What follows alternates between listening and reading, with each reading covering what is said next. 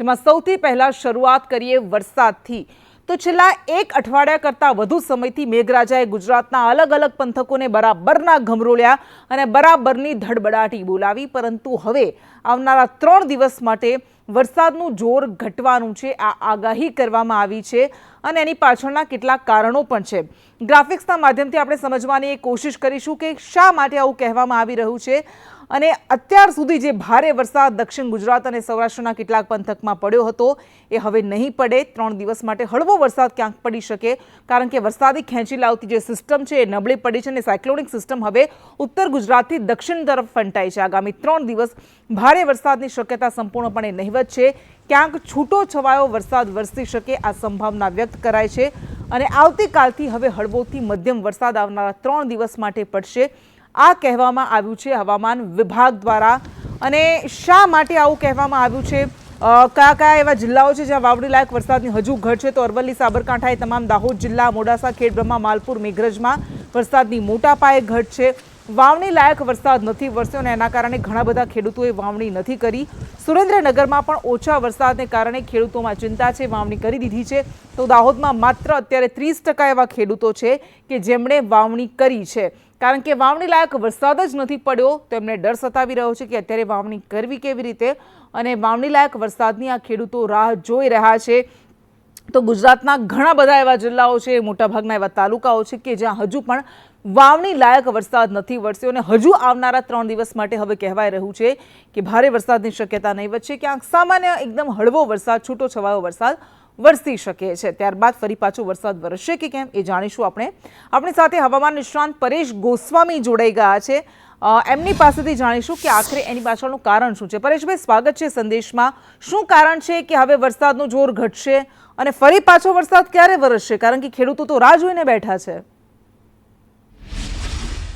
આમ જોવા જઈએ તો રાજ્ય ઉપર થોડા દિવસ પહેલા એટલે કે 29 જૂનથી લઈ અને 3 જુલાઈ સુધીમાં એક વરસાદી સિસ્ટમ પસાર થઈ, જેને કારણે રાજ્યના અલગ અલગ વિસ્તારોમાં ભારે વરસાદ પણ નોંધાયા હતા। પણ અત્યારની પરિસ્થિતિ પ્રમાણે જોવા જઈએ તો 850 HPA લેવલે એક સિયર ઝોન છે, જે 700 HPA લેવલે ભેજ હોવો જોઈએ એ ભેજ ઓછો છે, જેને કારણે અત્યારે આપણે વરસાદની જે સિસ્ટમ છે એ નબળી પડી રહી છે।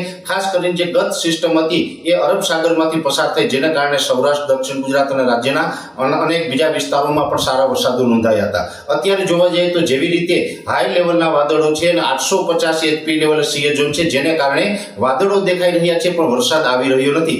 આ પરિસ્થિતિ છે એ 8 જુલાઈ સુધી કન્ટિન્યુ જોવા મળે તેવી શક્યતાઓ છે। એ સાથોસાથ જે આપણે હ્યુમિડિટીમાં વધારો થઈ રહ્યો છે, જેને કારણે ગરમી ઉકળાટ જેવો માહોલ પણ છેલ્લા 2 દિવસથી જોવા મળી રહ્યો છે અને હવે બંગાળની ખાડીની અંદર એક સિસ્ટમ બનવા જઈ રહી છે। જો કે એ સિસ્ટમ છે એ 9-10 જુલાઈથી આપણે ગુજરાતને અસર કરતા રહે તેવી શક્યતાઓ છે। એ જે બંગાળની ખાડીની જે સિસ્ટમ આવશે એ 9-10 તારીખથી જે વરસાદો ચાલુ થશે એ વરસાદો છે એ દક્ષિણ ગુજરાત અને મધ્ય પૂર્વ ગુજરાતના ભાગોને વધારે અસર કરતા રહેશે। એટલે 9-10 તારીખથી જે વરસાદ થશે એ લગભગ 5 થી 6 દિવસનો એ વરસાદી રાઉન્ડ ચાલશે। એ વરસાદ છે એ દક્ષિણ ગુજરાતના તમામ જિલ્લાઓ છે, એ સાથે મધ્ય ગુજરાતના અમદાવાદ, બરોડા હોય અથવા તો દાહોદ, ગોધરા, મહીસાગર અને અરવલ્લી જિલ્લા જેવા વિસ્તારો છે એમાં ભારે વરસાદ પડશે। એ વિસ્તારોને બાદ કરતા સૌરાષ્ટ્ર, કચ્છ અને ઉત્તર ગુજરાતની અંદર હળવાથી મધ્યમ વરસાદો નોંધાશે તેવું એક અમારું હાલ પ્રાથમિક અનુમાન છે।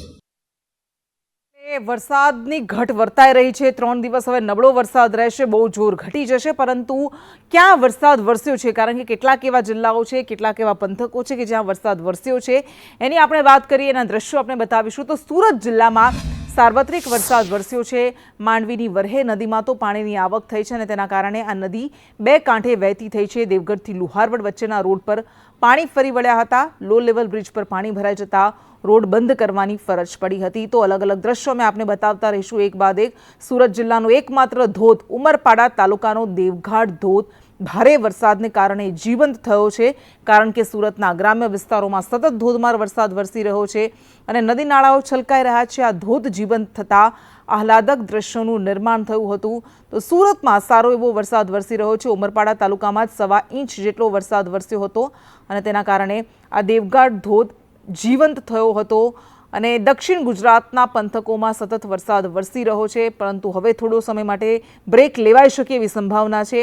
સુરતમાં સામાન્ય વરસાદમાં જ ડભોળી રોડ પર વરસાદી પાણી પણ ભરાઈ ગયા હતા। હરિદર્શન સોસાયટી નજીકના આ દ્રશ્યો અને પંપા કામગીરીની પોલ ખુલી, કારણ કે લોકોને ભારે હાલાકીનો સામનો કરવો પડ્યો હતો. હવે વાત કરીશું દાહોદની. દાહોદમાં હમણાં આપણે વાત કરી કે હજુ પણ ખેતીલાયક વરસાદની રાહ જોવાઈ રહી છે, પરંતુ દેવગઢ બારિયામાં વરસાદ વરસ્યો હતો અને એના કારણે વાંકેશ્વર રોડ વિસ્તારમાં વરસાદી પાણી ભરાયા હતા. એટલે એકંદરે વરસાદની દાહોદમાં ભલે ઘટ હોય, પરંતુ ક્યાંક સારો વરસાદ વરસે છે. ઘરના આગળના ભાગે પાણી ભરાઈ જતા લોકોને હાલાકી પણ પહોંચી હતી. વાહન ચાલકોને પણ હાલાકીનો સામનો કરવો પડ્યો હતો. જોકે હજુ પણ સાર્વત્રિક વરસાદની રાહ જોવાઈ રહી છે અને ક્યારે આ વરસાદ વરસશે તેની ખેડૂતો નજર માંડીને બેઠા છે. નસવાડીની વાત કરીએ, છોટાઉદેપુરના નસવાડીના પણ અનેક ગામડાઓમાં વરસાદ વરસ્યો. એ કડવા હોય, કોયારી હોય, આકોના સહિતના ગ્રામ્ય વિસ્તારોમાં વરસાદ વરસ્યો અને એના કારણે બજાર વિસ્તારમાં વરસાદી પાણી ભરાઈ ગયા હતા. અને દ્વારકાની હવે આપણે વાત કરીશું. દ્વારકામાં સારો વરસાદ વરસ્યો છે અને દ્વારકાના ભડકેશ્વર નજીકના દરિયાના આ દ્રશ્યો અમે આપને બતાવી રહ્યા છીએ. દરિયો ગાંડો તૂર બન્યો છે. ભડકેશ્વર મહાદેવ મંદિર નજીક ઊંચા મોજા ઉછળી રહ્યા છે અને શિવલિંગ પર જાણે કે દરિયાદેવ સમુદ્ર જાતે જ અભિષેક કરતા હોય તેવા દ્રશ્યો નિર્મિત થયા છે. જોકે સહેલાણીઓ આવા જોખમી સ્થળે આવી જોખમી સ્થિતિમાં પણ પહોંચી રહ્યા છે. દ્વારકાના અરબી સમુદ્રમાં ભારે કરંટ જોવા મળી રહ્યો છે. ભારે વરસાદ વચ્ચે દરિયામાં આ ઊંચા મોજા ઉછળી રહ્યા છે. દરિયા કિનારે 20 થી 25 ફૂટ ઊંચા મોજા ઉછળ્યા હતા.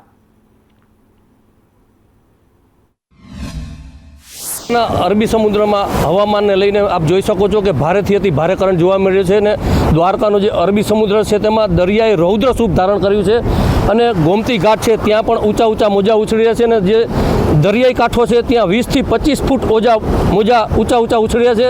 દરિયા કિનારે જે છે ભારે કરંટ જોવા મળે છે. આપ જોઈ શકો છો હાલના દ્રશ્યો છે. આ ગોમતી ઘાટ અને સંગમ નારાયણ છે કે કેટલા ઊંચા મોજા ઉછળી રહ્યા છે. આપ જોઈ શકો છો ગોમતી ઘાટ છે. આ ગોમતી ઘાટ ઉપર પાણી પણ જે ઘાટ ઉપરથી ફરી વળતા હોય છે અને ક્યાંક ને ક્યાંક હાલમાં ચુસ્ત પોલીસ બંદોબસ્ત રાખવામાં આવે છે. જિલ્લાના એસપી દ્વારા બિલકુલ સૂચન કરવામાં આવ્યું છે કે સહેલાણીઓ છે તેમને દૂર જવા માટે એક સૂચનાઓ આપેલી છે, કેમ કે ભારે કરંટમાં ક્યાંક ને ક્યાંક જે સહેલાણીઓ ઉપર જે મોજા ફરીને વળે જાનહાનિ ન થાય તેમને લઈને હાલમાં ગોમતી ઘાટ ઉપર ચુસ્ત પોલીસ બંદોબસ્ત રાખવામાં આવ્યો છે અને હાલમાં જે દ્વારકાના અરબી સમુદ્ર છે ત્યાં ભારેથી અતિ ભારે કરંટ જોવા મળે છે. અનિલલાલ, સંદેશ ન્યૂઝ, દ્વારકા. અને હવે વાત કરીશું ખેડાના ગળતેશ્વરની. તો ગળતેશ્વરમાં થર્મલ, સોનીપુર, સાંગોલ, માલવણ, હડમતિયા, અંબાવના વરસાદ પડ્યો હતો અંબાવ સહિતના ગામડાઓમાં અને એના કારણે નીચાણવાળા અનેક વિસ્તારોમાં પાણી ભરાઈ ગયા હતા. સેવાલિયામાં બેંક આગળ પણ પાણી ભરાયા. સેવા સદનની બહાર પણ પાણી ભરાઈ ગયા, જેના કારણે લોકોને હાલાકી પડી હતી.